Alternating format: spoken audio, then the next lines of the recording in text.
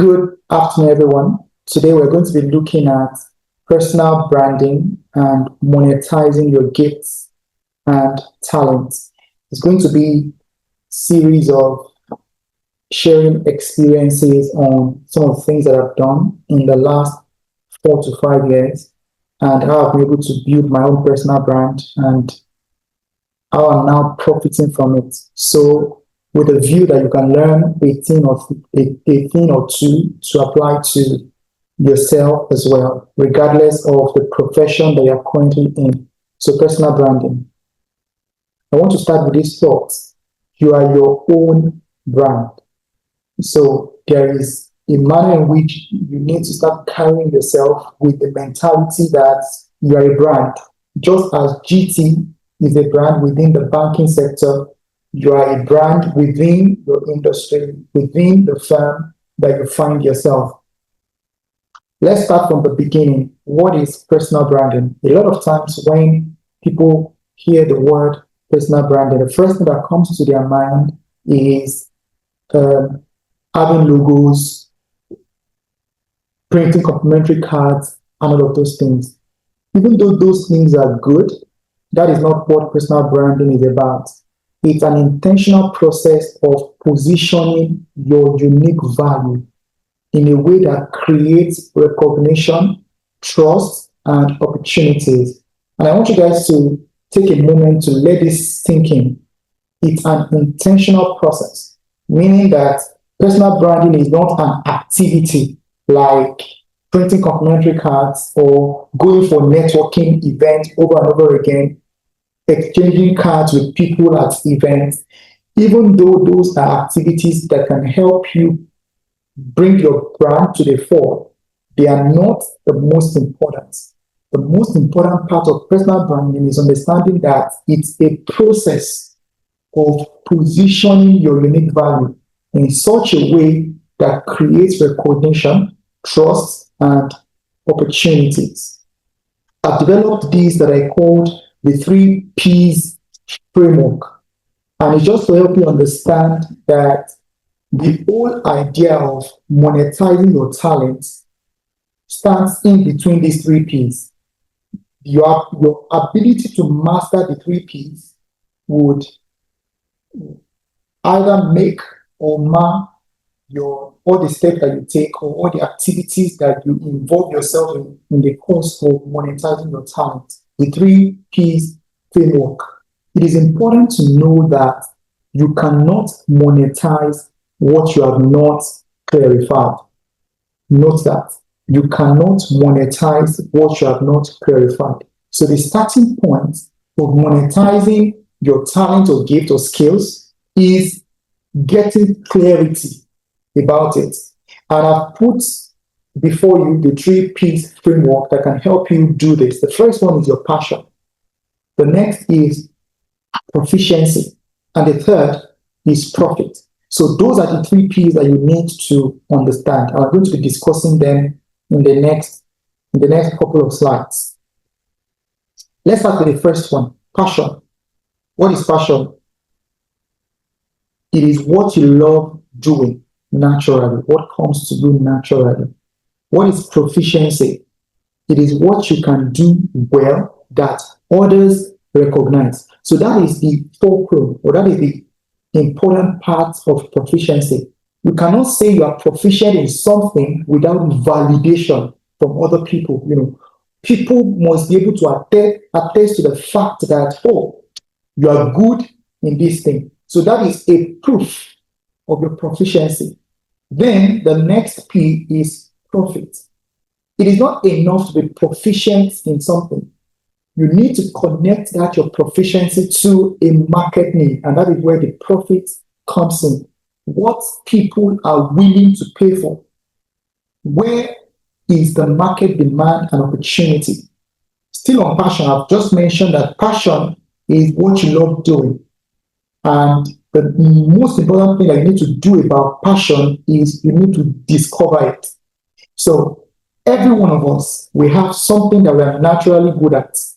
But the challenge is we leave it in the latent format or in the latent form.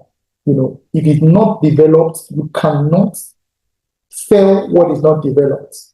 A personal story: when I was in uni and I was in the fellowship, I joined drama team, and I believe that most of us will have similar experiences, especially most of us that were Christians on campus.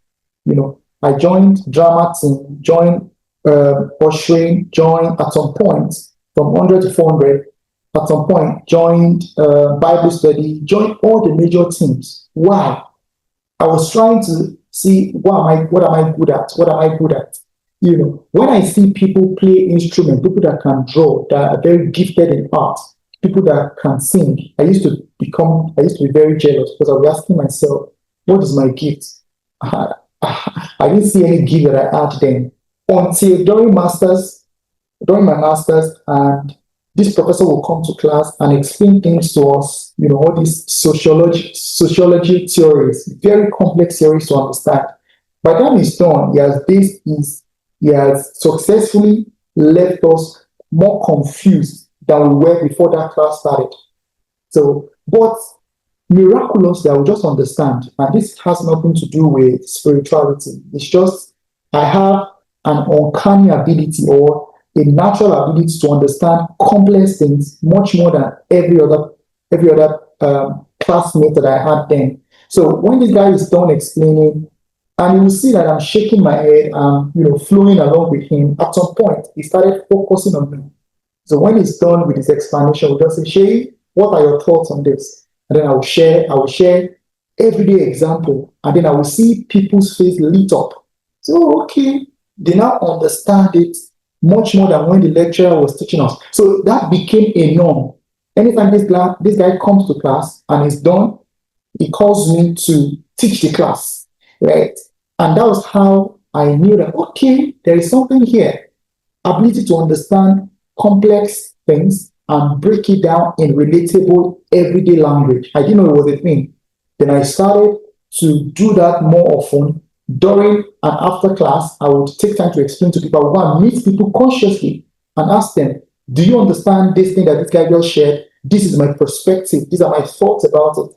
And before exam, people now found a way they would, co-opt me into different group studies, just before, when you're praying for exams, you do group study, group tutorials, and all of those things.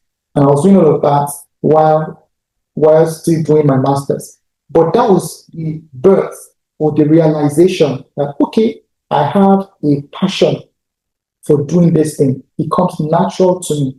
Things that people find it difficult to understand, right? It comes natural to me, and I'm able to explain it with everyday language. So you need to also do that sort of activity for yourself. What is that thing that you are naturally good at? It could be things like journaling, right? And one of the ways that you can find out the thing that you're good at is also by doing a review with your peers. But through observing what energizes you and all of that. And I also said that passion is not enough. Proficiency is the next step.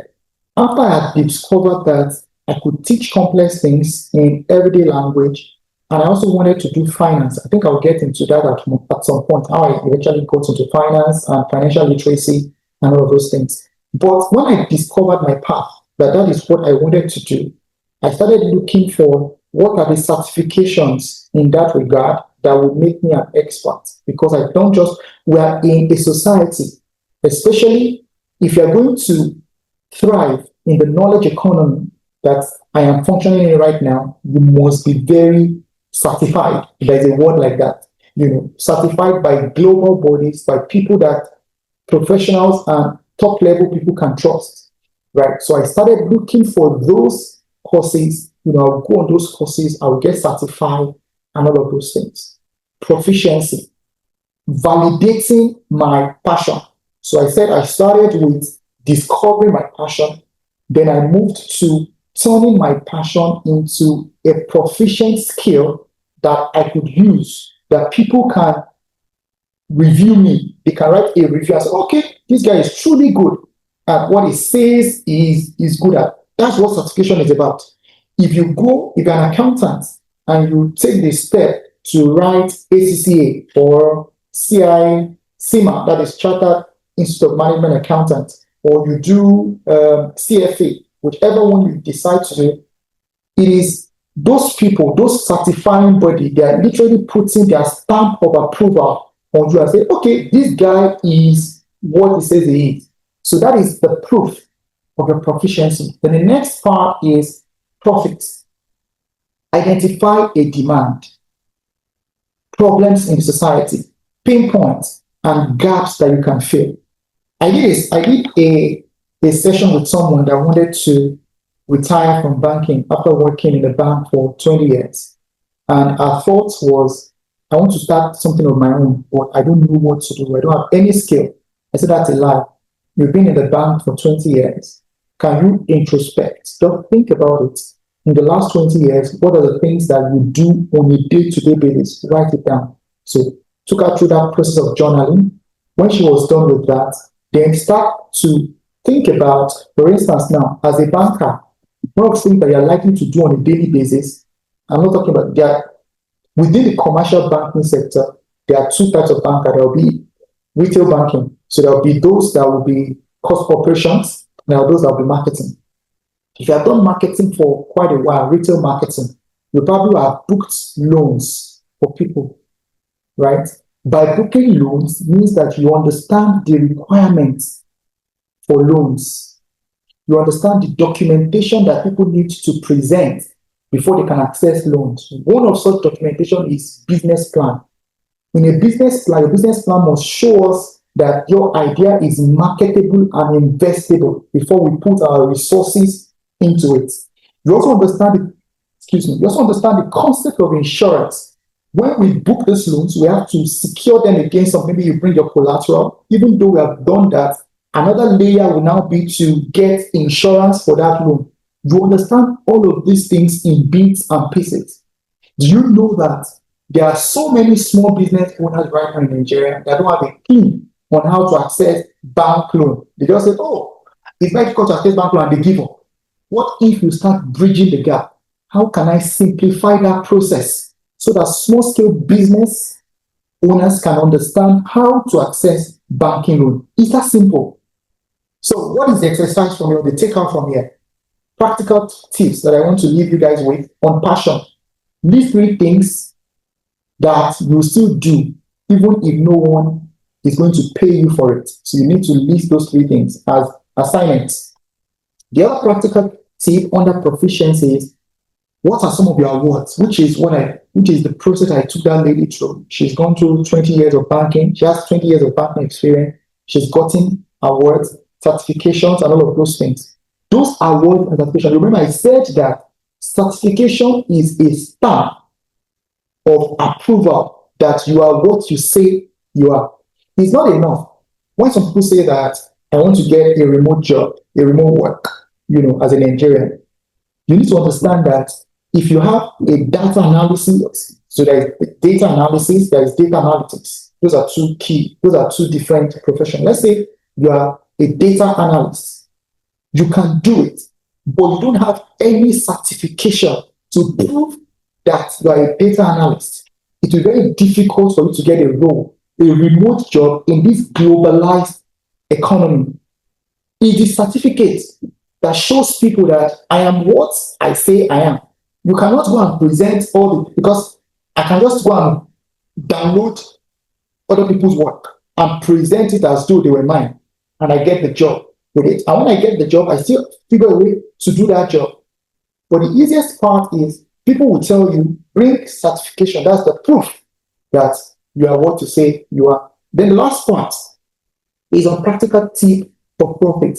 After you've developed yourself, you've gotten certifications, you have a staff authority on your name, the next step is to now test your idea by offering small, it can be paid or free service. And I'm going to also talk about the concept of free, sometimes in the subsequent slides. So what to note from here is that the intersection of all 3 is what is called your monetizable talent zone. Don't forget that. When the 3 meet like this, passion, proficiency, profit, the intersection of the 3 is your monetizable talent zone. So there has to be a cooperation between the three before you can talk about monetization. If you have passion, you can have passion from now till tomorrow. If you don't develop your passion so you become proficient in that thing to the degree that you get certifications in it, monetization would be a dream and a wish. So these are some examples just to bring it up, to make it relatable to us. You love to design, that's your passion. I have a 7-year-old that my first daughter, she loves to design. Every time when you give her bio or I don't drop my book at home. If I drop my book anyhow, before I come, someone has drawn her. So she loves to design. So because I understand that, I'm helping her to become proficient after school. So every Saturday, they go to art school. And outside the art that they teach them in school, and if you're a parent of this call, that's something that that's what you have been called to. When we say that train a child the way the child should go, what does it mean? It means that you pay attention to what are the natural inclination of the child, and you now start looking for opportunities in that space for the child to get developed. It's not that you now start imposing. What a lot of parents do is to impose their own dreams, the dream they want to fulfill, they wanted to achieve, but they couldn't achieve. They now want to impose it on their children. I want to be a medical doctor. Because I couldn't do that, I will now be putting everything that will make my child become a medical doctor around her, even though she's not interested in that. Again, some examples. You love to design, that's your passion. Then you go and get trainings and certifications to help you develop your skills. So passion or talent. Talent is the refined version of talent that is skill, that becomes skill. So from talent to skill, there are two different words. Talent is the natural ability. Skill is a talent that has gone through training and refinement. It is now skill. People don't pay for talent, they pay for skill. Oh, I can sing. Nobody's going to pay you for that. They only pay you if you can sing at their event and people actually enjoy your music, to the extent that they want to bring out all their money. I was watching this guy, I've forgotten his name now. This hype man started as an hype man, Shomanowe. The guy is becoming a global sensation right now. He's traveling all over the world, in Canada, in the US, everywhere. They're calling him for weddings and all of that. What he has done is he has translated his passion as simple as hyping. Hyping used to be something they did in clubs back in the day, or they did at parties. When you're thinking someone is behind you, a backup singer, and say, "Well, Ogani, Corey." Those are the things. Those are the things that hype men did in those days. But now it's not a main thing that guy has successfully created a brand around hyping people, and then he will hype you. You almost spend all your money. Right, again. So that's what is called proficiency. And the last one is now the profit, where you now start connecting your skill and your talent to a market need. Another example, and this one defines me. I love to teach. That's my passion. I excel. So I've turned that passion into a proficient skill. I excel at simplifying finance, and young professionals need guidance. So that's the market gap. A lot of young professionals want to do well with their money, right? So they need someone to guide them. So they come to me. You have come to this class because you've seen one or two things that I've done. Maybe I've helped you in a way that I didn't even know. You've seen some of the content that you relate with. So we're like, okay, I need to learn more. And I've been able to now launch a financial literacy program that has been ongoing now for 3 years, right? And it's been back to back every month, where I bring people together. Some of the classes would have as much as 300 people, right? Very large class. Maybe some of you have even attended one of the cohorts in the past. I think the cohort that has the least amount of people would be like 40 or so. And it was the month I didn't really do much of pushing because I just wanted to rest that month. But it has now become a revenue stream. So let's now go back to how do you now start? After you have done the first layer of activity, which means that you've identified those three P's and you've built it. The next one is, how do you now build your personal brand? After you've figured out the three P's, the next step is to build your personal brand around it. You're building your brand around the three P's.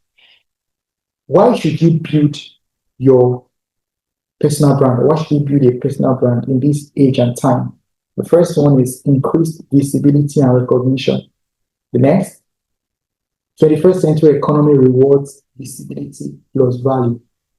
What I found out is that the top 10% in every profession right now, 10% is even too much. Let me go back to 1%. The top 1% in any profession you see right now are not the best in that field. They are not the best. They're just the most visible. Let me go to singing, to entertainment industry. The entertainment industry, where you have the likes of Burna Boy, Davido, Whiskey, and the rest of them, the African scene. Those guys are the top 1% in the African entertainment or singing industry, whereas I can use that word singing industry.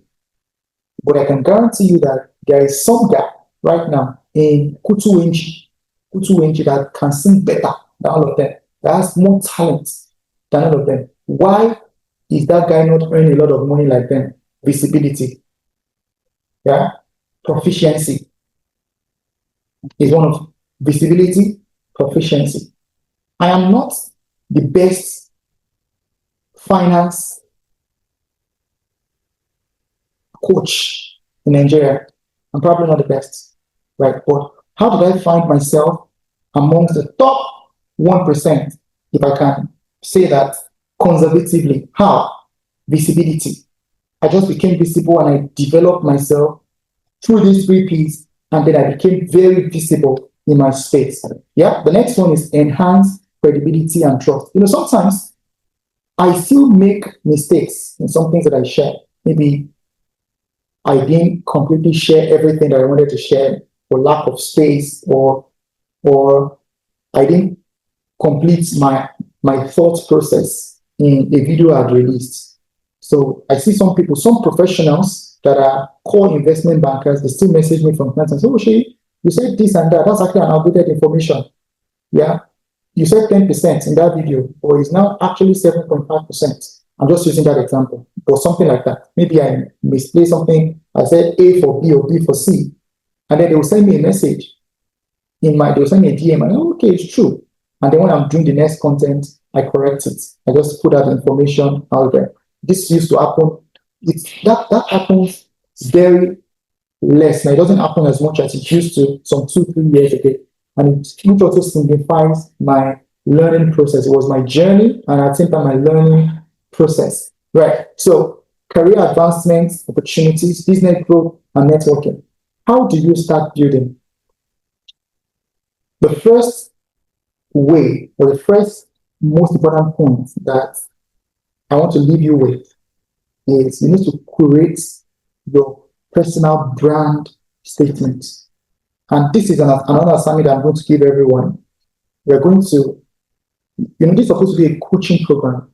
It's not a theory class where I just come and teach and then get on the feedback. Right? And the feedback will be in the form of task and assignment that I'll give you that I expect you to come back to me on.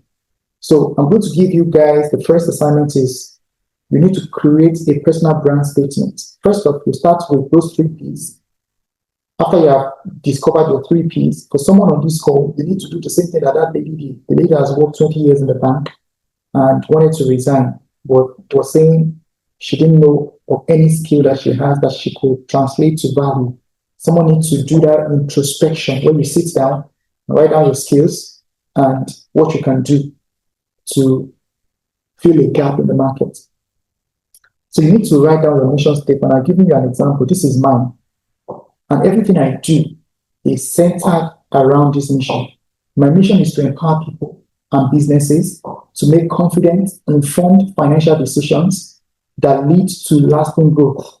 Through clear, practical education, I help individuals build wealth and financial discipline. I also support businesses in becoming investment ready by developing the right structures and governance frameworks to unlock funding and sustainable expansion.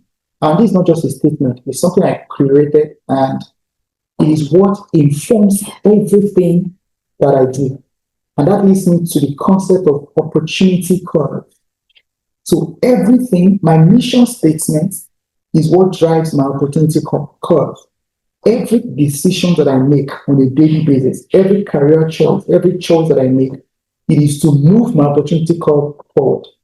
For most of us that came from Nigeria, that are born in Nigeria, schooled in Nigeria, and live in Nigeria, we're already in a disadvantage in a way because we live in a developing economy compared to some people that are already living abroad and maybe are not at the primary phase of being abroad. Most people are still in the primary phase. So the usual thing is when you get abroad as a first timer, you need like 3-4 years to stabilize yourself. Maybe you want to go through education routes or trying to sort out your immigration, perfect your immigration routes and all of those things. Right. So if you are still abroad, maybe you are less than 5 years abroad right now, you are probably still, except you went with permanent residency, which is a direct route, a direct travel. So most people, they're still trying to find their footing.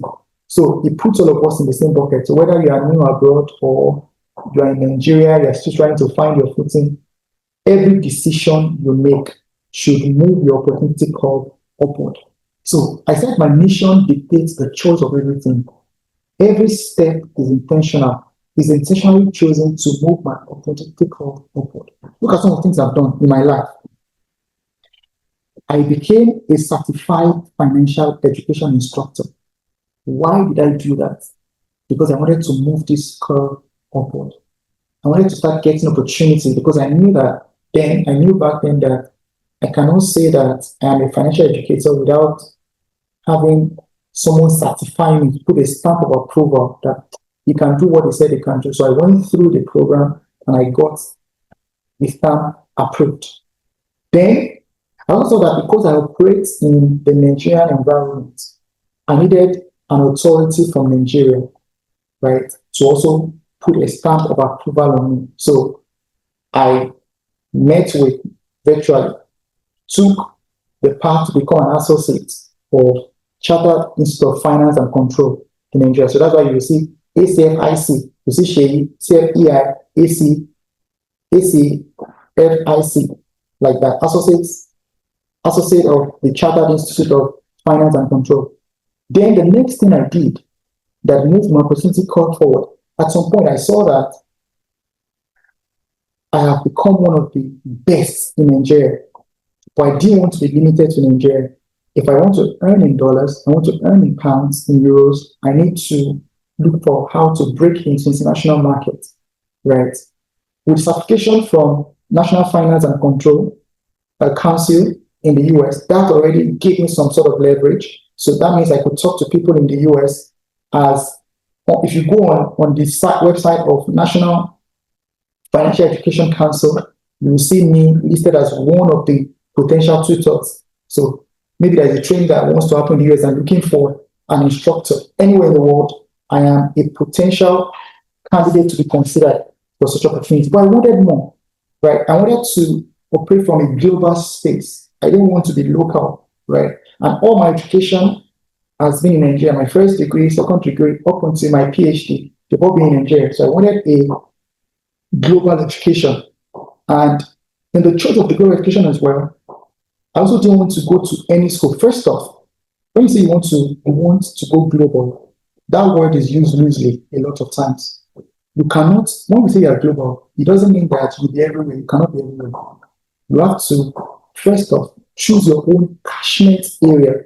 Catchment area means this is the part of the world where I want to be very visible. I want to be one of the voices in this part of the world, right? It's either you are choosing the United Kingdom as a part of the world, you are choosing Europe as a part of the world, you are choosing Middle East, Asia, or North America, and all of those things.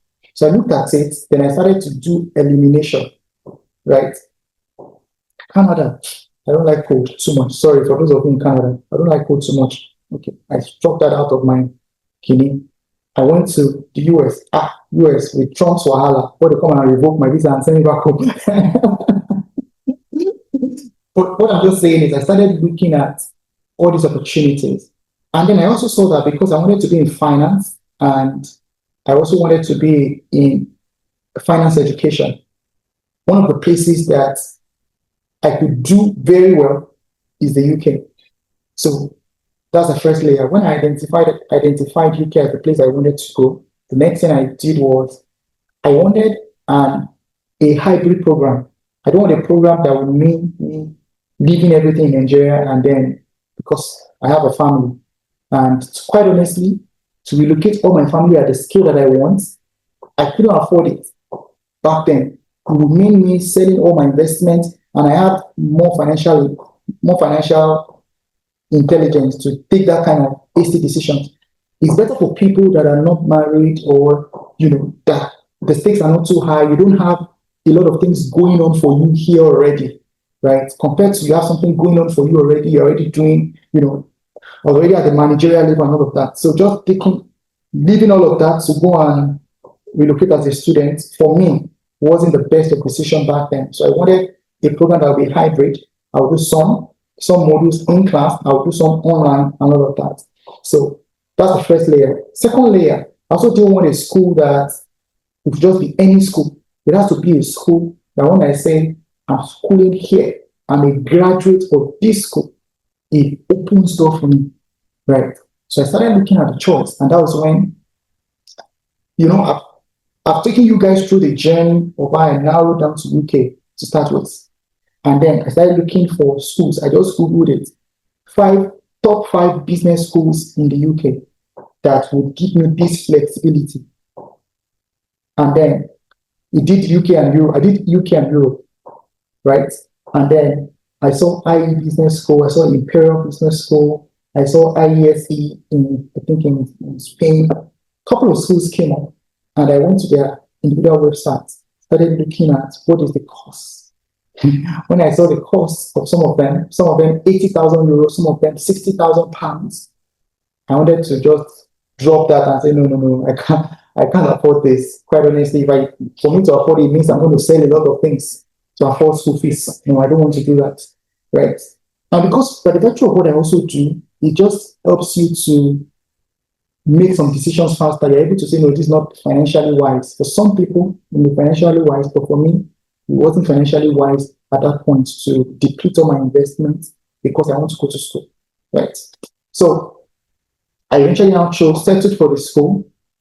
The fees was going to be, when I did the conversion then to Nigerian money, it was going to be 120 million naira. So of course, I asked for scholarship opportunity. Eventually now got 50% scholarship, brought my school fees down to 60 million. And that's how I got into Imperial, right? I've just told you guys all that story to make a point that everything that I've done in the last 4 years, I've consciously moved my opportunity curve upward because I saw that I'm from a disadvantaged part of the world, and we shouldn't lie to ourselves. Once you're a Nigerian, the odds are stacked against you. You have to do ×2 or ×5 of the work that other people need to do before you're accepted. You have to. It's more like the world starts from a negative position for you. For other people, they give them a level playing field. They start from zero. Do you know that it's better to start from zero? But most of us Nigerians, we are starting from like -100. You first need to take yourself from -100 to zero before you now start building. Before you get to -0, the people that started from zero have gotten to like 75. So by the time you're working your way back to zero, by the time you eventually now land at zero and you're on 5, they've gotten to 100. That's the way the world is, at least for now. Maybe it will change anytime soon, but as we speak now, that's the way it is. That's the reality. So that's why you need to consciously make decisions that move your property curve upward. And of course, did my PhD as well in business management because I wanted to look at the mission. I also support businesses in becoming investment ready. For me to support businesses in this part of the world, I must have the highest level of education in business management. That's why I got a PhD in business management.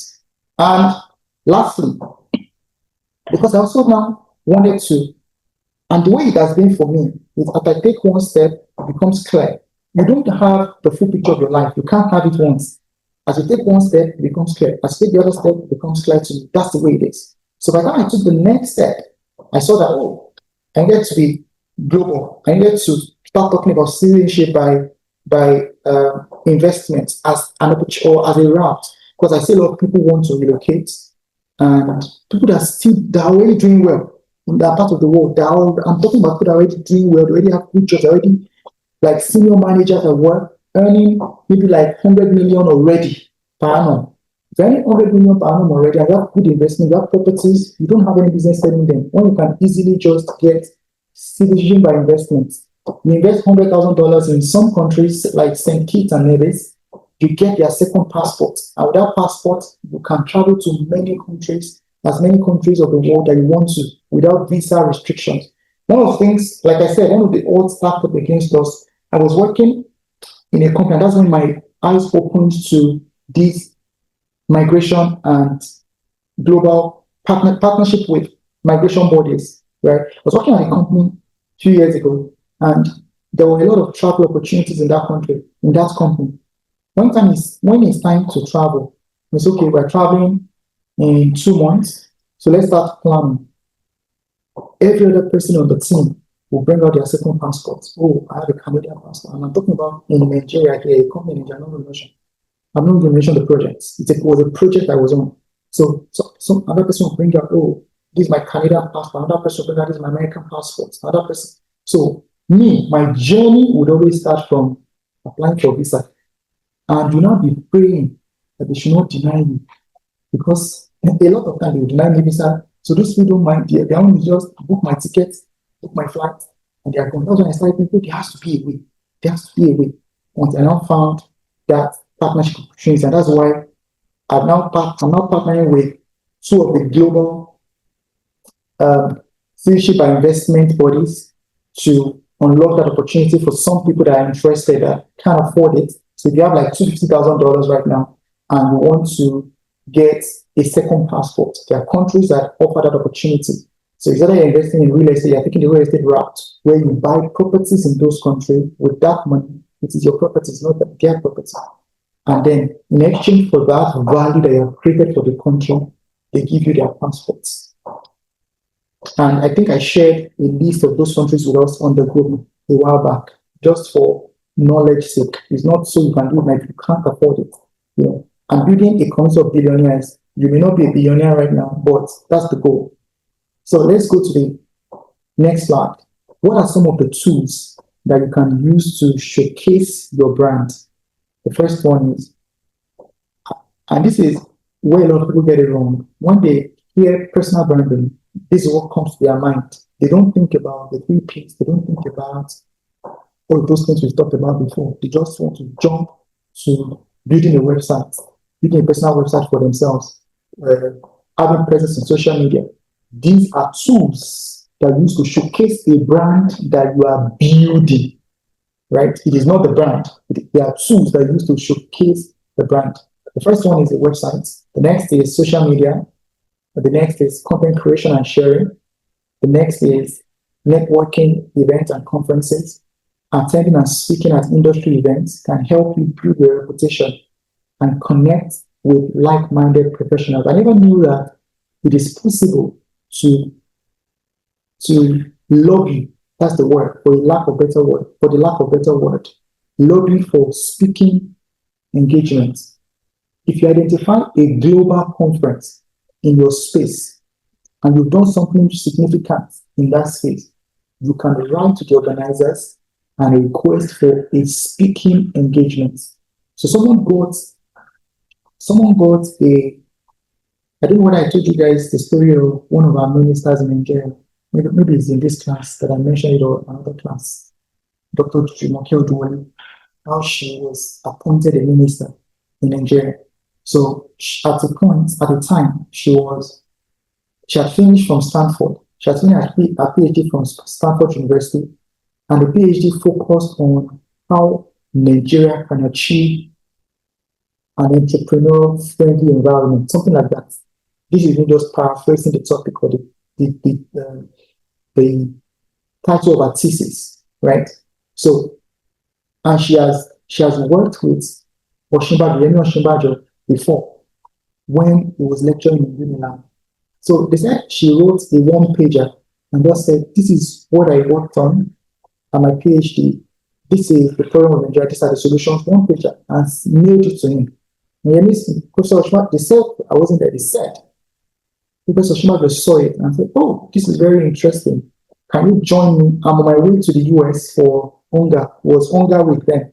Can you join me on my flight so we can discuss this?" I said, okay, she joined on the trip, and then in the course of discussion, he said, "I even like this thing that you have written much more than what my team has written as a subject for me to present at UNGA. I'm going to present your paper at UNGA." So they fleshed it out while he was on the flight. By the time they got back to Nigeria, they told her that, "Can you set up an implementation vehicle for this idea?" And that's how she became a special advisor from there, then up until this tenure, where she was now appointed a minister. So you can create opportunity for visibility. Identify some of the global conferences for those of us that are already thinking global. And if your own space is still national, it's not also a bad idea to be visible in Nigeria, right? Or in the country that you're currently in. Identify those events and start building your portfolio on the side first off, and then start writing for them for opportunity to speak. Sometimes they may not give you keynotes. They may put you on the panel. They may put you in the smaller technical sessions. So our big conferences, like I'm talking about conferences like ADIPEC, GASTEC, CERAWeek, all those global conferences, how they always run is they will have general sessions and they will have small sessions. They call those technical sessions. Technical sessions will be on different topics. It can be on finance, it can be on renewables, it can be on any subject. So you can simply ask to join in discussion. You can ask to be one of the people that would present at the round table. So that is the way you create opportunities for yourself when you are building your personal brand. The next one is podcast and webinars. In this age of social media and YouTube, you can also create opportunities for yourself by either hosting webinars or participating in webinars or podcasts. We're in that age and time where you cannot say that I'm not a media person. I want to be by myself. If you want to build a personal brand, again, it's not for everybody. But for those of us that would say that I want to build my portfolio as a brand, it's a non-negotiable that you have to consciously look for these opportunities, right? To lobby for opportunities to speak at these conferences and forums, especially the ones that are related to the industry where you currently operate. So I mentioned earlier that free is a way to gain influence. There's this thing that we have said over time, and I grew up hearing it as well. Where people will say that when you give things to people for free, they will never appreciate it. Well, that is true. It is not true all the time. When they say the concept of truth and truth, those two words sound alike, but they are not the same. Truth and truth, they are not the same. Of course, look at it from the English point of view, you see that they're not the same, right? But one would be maybe a noun, the other one would be whatever, right? But the concept of truth and truth are not the same. Let me give you an example. Because truth is contextual. Truth is the one that is always constant. Truth is constant. Truth is contextual. Let me give you an example. If I say that, for the lack of a better example, let me just use this one. You're a girl, and you're a teenage girl, right? A teenage girl, and with a good parent will say, don't have sex. Don't have sex. Why? Because you are not married. It's called premarital sex. That is true. That statement is true. But if you just take don't have sex without the context in which you are saying it, the context in which you are saying it right now is because you are not married. But what happens if you are not saying don't have sex to a married woman, who is in her 30s. It's the same word, don't have sex. So it means something can be true in a context, but false in another context. You need to always set the context for what you are saying per time. So this thing that people say, when you give free content or free things, people will not appreciate it. It is not always true. And that is my story. When I started content creation, finance content creation, after I've done all of those things I've run you guys through, I started to give free content. I'll just come online to share. Created a free Instagram is Google free. Created a free Instagram account. I'll just share my stories, share stories every day, share stories of my story actually. Because then I was just coming from a place of debt. I'd done a business that has failed, and that was also the time that loan sharks multiplied in Nigeria and they were messing up people. You just see obituary of somebody that is Jesus. The picture of somebody that circulated on WhatsApp that the person is owing, the person is dead because of how the person is owing 30,000. This was during COVID, after that COVID lockdown in 2020. So I just started from the place of wanting to encourage those people why do you want to take loan from loan sharks. One of the reasons why people take loan from loan sharks is because they don't manage their finance well. Especially those that earn money. You already earn money, but because you're not tracking your expenses, you end up spending more than you earn. And when you now need urgent money, you think these people are like, they come to the rescue. And a matter of fact, they actually come to the rescue because it's easy to collect. You can just, right now, tap on your phone and bam, the money has entered your account. Very easy to collect. But as easy as it is to collect, it's also very difficult in the long run because people don't get out of it. So I started to share content like that, and a lot of people reach out and say, we are going through this right now. What should we do? Of course, I would also go and read why that's okay. These are the financial steps that you can take to come out of it. And that was when I wrote my first ebook, How to Deal with Loan Sharks and Crippling Debt. And that book has probably sold more than 5,000 copies right now, just on my Instagram. I didn't promote it anywhere, just put it on my Instagram page. And when I wrote that, I continue to give the free content talk, as people receive the free content, this is interpretation. And I'm going to be a bit spiritual about it. He said, a man's gate makes room for him. It's from Proverbs. The way church has made us understand it is a man's talent, a man's natural gate makes room for him. In as much as that is a truth, there's a dimension of it. Another dimension of it is such that when a man brings out gifts and give gifts to people, people become indebted. It's a psychological thing. Try this out. Take out your friends on dinner. For some of you abroad, say, especially UK people, say people are stingy. Sorry, take out your friend on a dinner and offer to pay for the first time.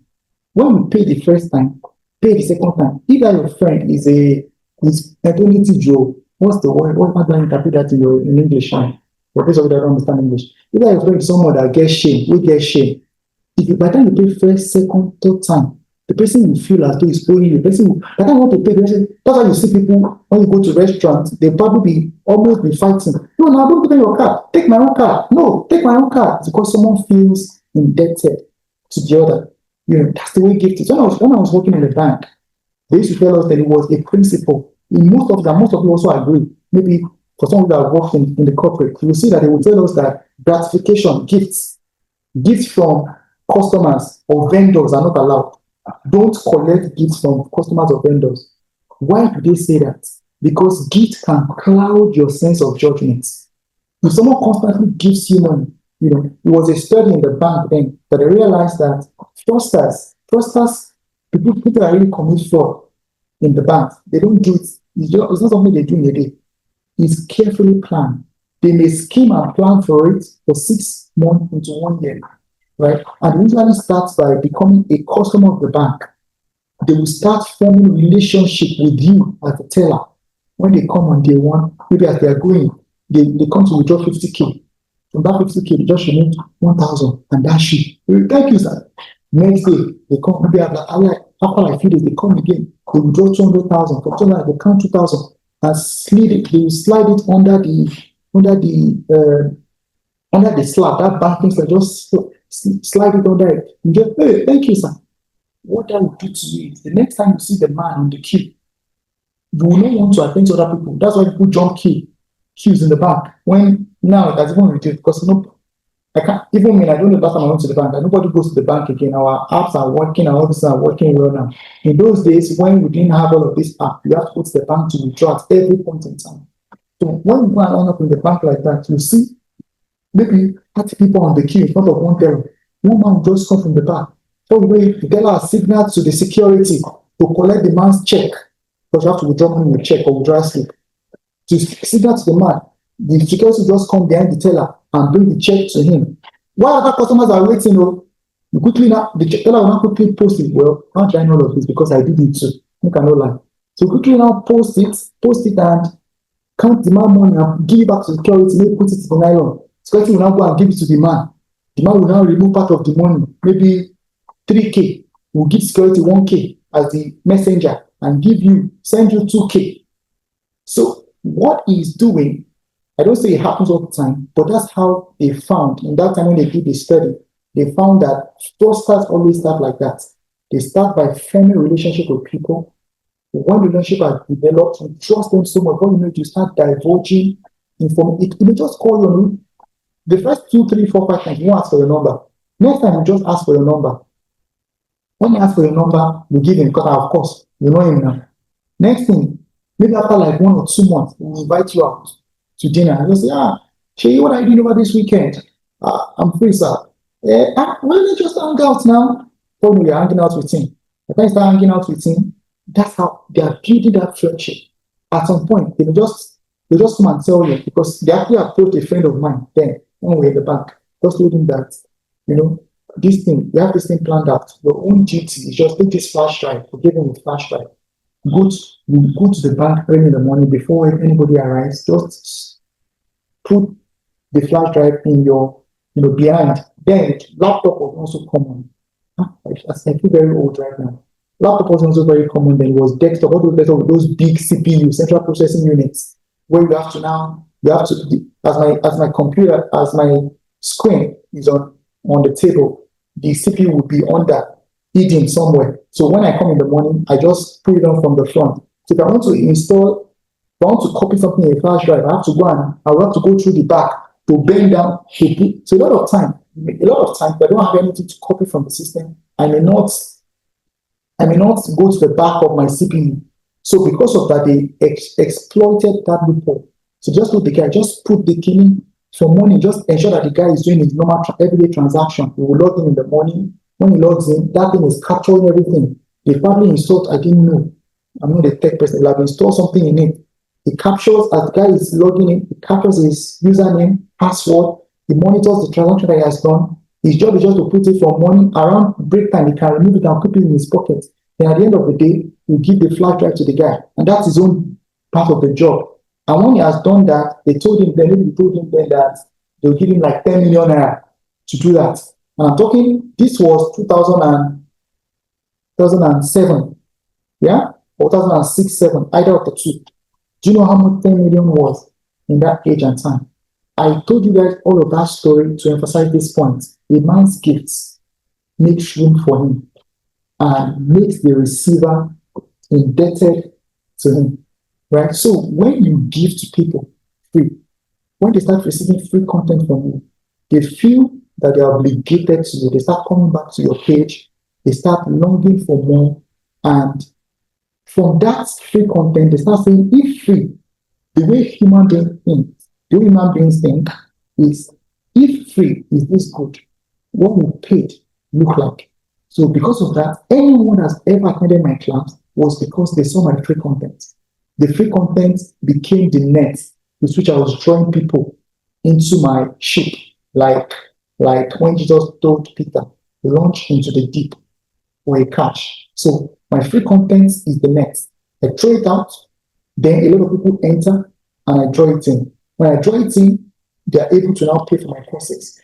In the general class, I started charging a general class when I started in 2022. then it's 2024, early 2023, after I can't remember now. I was charging 10,000 per person.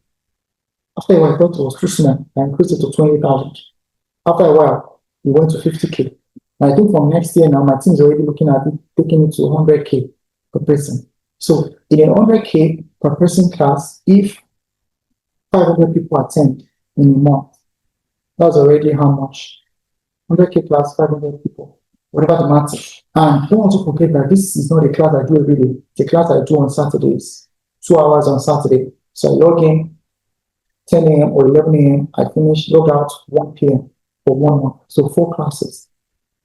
Within those classes, some people now say that, Mr. Shea, I really love what you shared in this class, but can I have a one-on-one class with you? Because I really do not learn when a lot of people are there. I prefer a one-on-one. Okay, I could launch one-on-one. Again, that's the way the market opens your view, your worldview to opportunities. That's the way it works. A lot of times when we develop a business plan and we get the market will be the one to dictate the direction that you should go. It's good to have a plan, but 99% of the time, the market changes your direction. You may want to do A, by the time you get into the market, I can tell you that no, B is more important to us. You must not be flexible to whatever the market wants at that point, as far as it is legal and it's not totally opposite to what you came into the market to do. So from that time, I started doing one. I didn't plan to do one-on-one. So in fact, when I started sharing content, I didn't think I was going to monetize my content. I just wanted to share. That's all. But in the course of sharing, things become clearer to me. I started seeing opportunity in what I could do. So when you say monetize, how to read what apart from the trainings, what other streams of income comes from what I do? So there is brand partnerships, which is what I believe Instagram gives you. So Instagram gives you visibility so that you can partner with brands. So if I do a video for a brand, a 1 minute video, I don't charge so much. I only charge 2 million for now. Right? I charge 2 million naira to do one video for a brand, a 1 minute to 2 minute video. So if the brand wants me to take a session for them, maybe they are hosting a wedding and they want to invite me to present and do a session, maybe anchor something, I charge 5 million for that. Right?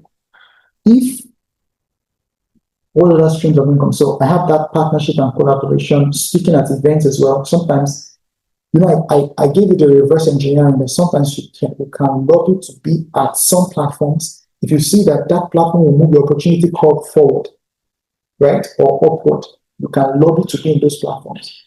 But the ones that you see that this one they even want to use me to gain visibility. For those ones, you may charge money, you may charge them. There has to be an incentive for giving your time. Nonetheless, you also need to understand that will not happen at the initial phase when you're still trying to build your visibility. Nobody's going to pay you. If I was charging 5 million 2 years ago, nobody's going to pay me that kind of money. Who am I? Who knows me? Do you understand? So these things come with that visibility. As you gain that visibility, people start knowing you, and then they can pay you, and they see the kind of value you can also deliver. So the next part is consistency, which is why I feel a lot of people give up, right? That consistency, that's starting. I said I started content creation. For some of you that are very good, some people will tell me that they went down. They were checking my post, they went down. I don't know how they do that. I don't know how someone will find the time, because I've posted every day and without missing once in the last 4 years since 2021, early 2021. In fact, 2020 was lockdown. 2020 was COVID lockdown. Since that lockdown till now, I've posted at least 1 or twice daily. Sometimes, for some days, I post 4 times. So someone told me that I'm on to the first post you ever made. I said, that time, you want to go through more than 5,000 posts or 5,000 posts of reading. It's not posts of dancing, where I'm shaking bum or something. Posts of reading, then you might as well have done MBA, because that time I used to go through my 5,000 posts and you take notes from them, it's enough to do an MBA. Yeah. So maintaining consistency across all platforms. Yeah. The next one is being authentic and genuine. I've just shared all this story with you guys, not because I want to put myself out, but because I understand the place of authenticity and genuineness. Right? When you share stories genuine, people learn through stories. When they see what you've done, they start to see themselves through you. They say, "Oh, these guys can do this, then I can do it as well." So that's the reason why we share. Right? That's the reason why you come on my page. Sometimes you see my personal stories, some stories that are making jest of myself. Of course, I also learned not to talk about people. Some people do that. For me, I see it as counterintuitive. I don't want to be the brand that is bitter, where I talk about other people. I'm not a gossiper. I don't talk about other people. I don't talk about government. It's a choice. I want to build a safe space. When people come to my platform, I want them to live happy. And if they're not going to be happy, they're living with soberness that, oh, this is my life. These are the things I can. So there is always a clear action call with most of my posts that when you read it, you see that, okay, this is what I'm supposed to do next. I don't leave you hanging. I don't leave you asking yourself a question that, okay, after all of this now, what should I now do? No. In the post, if you take time to read it, you see that's the flow. I start, it's like research. It's when you're doing research, they tell you to start with problem statements. You make the problem very clear to people. They say, oh, this is a problem. Even something that they're not seeing before. They start seeing it, and then you tell them how it affects them. Then you tell them what is the probable solution. And that's what I do with each and every of my posts. To talk about that, that's what I wanted to talk about before I get into this line. The concept of market driving and market driven, right? And perfect example that comes to mind, a lot of times, we say things like, figure out a market need before you launch the product. Again, that statement is true, but sometimes it can be false if the context is not well set. A good example, Apple. Apple launched iPod as one of its signature products. When Apple launched iPod, the word then was used to Walkman. For some of us that are old enough, yeah, I know some of you are my age mate, some of you are even quite older than I am. We are used to the days when we carried about Walkman. We wanted to listen to music, that small radio, stereo. That's what people used then. The world didn't know that they needed any refinement or anything new to listen to music. What people thought about it that, okay, people are already listening to music with Walkman, and Walkman can only you can only play maybe one tape per time with a Walkman. What people thought about, okay, what if we create something that can hold 1,000 songs at the same time? It was totally new. It was disruptive. And then they launched it in the market, and people, before they knew it, people accepted it and started using it. So that approach that Apple took is called market driving. There are some brands that are market driven. They wait and just follow the trend of the market. But there are some brands that drive the market, that are the ones that dictate where the market should go. Again, that's also balancing what I said earlier about sometimes it's the market that would tell you your focus. While that is true, sometimes as well, you can reshape or refocus the market, which is what Apple has been doing with most of their products. Another example that comes to mind is when telephone was launched in the 18th century. It will shock you to know that as great as telephone, as grand as that innovation was then, people didn't accept it. I think if you read about the advent of telephones, I think it took like 80 years for people to accept it. They just wanted to keep to their old ways of telegraph and all of those old things they were doing. Even though telephone was innovative, and that again underscores the importance of innovation diffusion. The openness of people to receive innovation. So you need to just understand all of these things so that your knowledge is balanced in you trying to maximize your 3Ps. Again, I said being authentic and handling negative feedback and criticism. So this one, how do I do it? Is it that for you to know Even though I've chosen that approach of being a positive person, when I see an item of news, for instance, this tax bill, the tax law that is going to be implemented from next year, there are a lot of gray areas in it. It's going to affect a lot of people negatively. That's the truth. Just like this new directive again that FRS has issued, that there should be 10% deduction withholding tax from all investments or short-term, they said short-term securities. They're a bit ambiguous about it. Just let people start wondering what are short-term securities? Things like T-bills, that the investment period is below 1 year. Any investment that is below 1 year is short-term securities. One of the questions that people now start asking is, what about money market mutual fund? Will it be included as well? That's a gray area. But for my own understanding, what I saw, money market mutual fund invest into something, right? So if the underlying asset that money market mutual fund invests into is a short-term security like T-bills, it means that investment is subject to that tax, 10% total tax. So there are a lot of gray areas in the bill or in the law. It's not a law. What did I choose? What approach did I choose? My approach is always to look at how can people better prepare.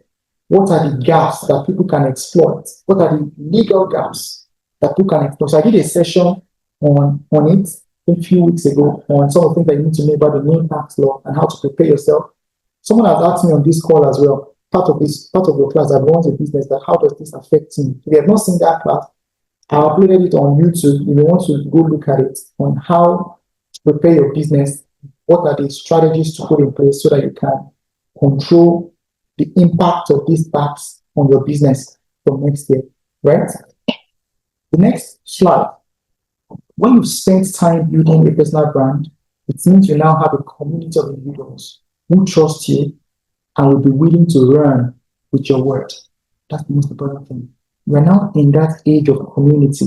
Every one of us is building community. I got in a conversation with someone in the UK last time I was in town. We were talking about community in the UK. And I'm like, it was an interview. I was interviewing her for an episode of my podcast. I said, why is it that Nigerians don't have a community abroad? I said, unlike the Asians or the, how do we call people from the Middle East? I don't know what we call them. I don't know how we call them now. Right? Unlike those people, Lebanese and all of those people, once they are coming, they've built a very, especially the Lebanese, they built a very strong network. They have a lot of businesses, such that when their people are coming, all these their COS and all of those things, they are arranging for them. They're the ones that will teach you. They will teach you how to do business in that country and all of those things. So why don't we have things like that for Nigeria? Let them look at it. Should I tell you the truth? We have it. So, tell me about it. Do we have communities abroad, support communities? And yes, but it's just that it doesn't exist the way it exists in other tribes. Except for instance, church community is a community that actually have a lot of people to become integrated into the system, right? So that conversation was really very rich. You can take a look at that conversation as well on my YouTube. On one of the series I did on opportunities for migrants in the UK. Right. So when you are building a community, in that age and time where building a community is very important, build a community around yourself. Don't be the only one that is attempting to grow. And when you are a part of the community, you must learn what are the values of that community and consciously imbibe the value of that community. Don't be the rebel in that community. You can't join a community now and be the one saying everything they are doing that is wrong. Leave the community, it's not by force, right? So, and in every community as well, there is nobody is perfect because we are all people coming from different orientation, different backgrounds, and different trainings and all of those things. So it's every likelihood that would have difference in opinions. Sometimes you'll be expecting that things go this way, to go the other way.